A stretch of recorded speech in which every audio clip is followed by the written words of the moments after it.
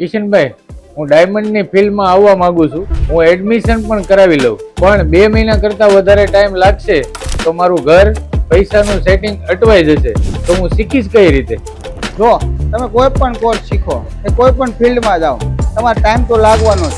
એ પછી તમે ડાયમંડની ફિલ્ડમાં હો, તમે ગેલેક્સી શીખો, XXX શીખો, ડાયમંડ બિઝનેસ શીખો, જ્વેલરી પ્રોફેશન શીખો, કોઈ પણ કોર્સમાં તમે એડમિશન લો, શીખવામાં ટાઈમ તો તમારે લાગવાનો છે. આ કાંઈ શેર બજાર તો છે નહીં કે 400નો સ્ટોક લઈને બીજે દિવસે 1000 રૂપિયામાં વેચી દીધો, સીધો પ્રોફિટ થાય.